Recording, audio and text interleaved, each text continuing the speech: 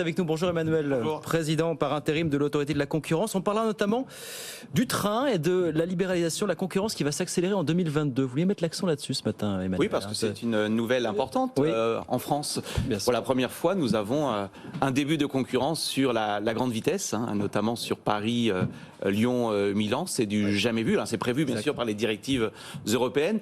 Et ce qui serait intéressant de regarder en 2022, c'est la montée en puissance de cette concurrence, puisque pour l'instant, l'opérateur, qui est donc un opérateur historique italien, Trenitalia, voilà, a prévu 2 allers-retours, je crois, par jour. Donc ça reste une entrée à petite échelle. Ce qui va être intéressant, c'est la montée en puissance et de regarder quels sont les effets que l'on peut attendre d'une concurrence sur un marché. On entend dire que la concurrence va être comme du temps, que la SNCF a encore du temps pour préparer tout ça dans les prochaines années. Vous êtes de cet avis ou Oui, d'abord, la SNCF a pu préparer cette arrivée de la concurrence, puisqu'elle était annoncée depuis fort longtemps, premièrement. Secondement, elle a peut-être aussi anticipé, elle a tout à fait le droit de le faire, en lançant des stratégies telles que Ouigo, la stratégie entre guillemets low cost. Donc c'est vrai que par rapport à d'autres secteurs comme le transport aérien, on a une concurrence qui a été largement anticipée.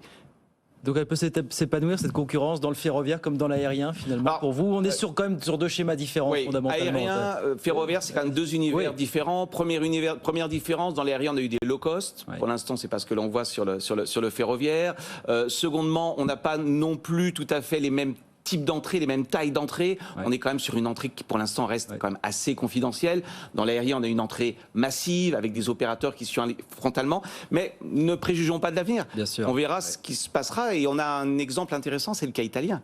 En Italie, la concurrence sur la grande vitesse existe depuis 2012, avec des effets qui sont très documentés et qui sont très puissants. Et pas seulement des effets sur les prix. Et la SNCF, d'ailleurs, est partie aussi tenter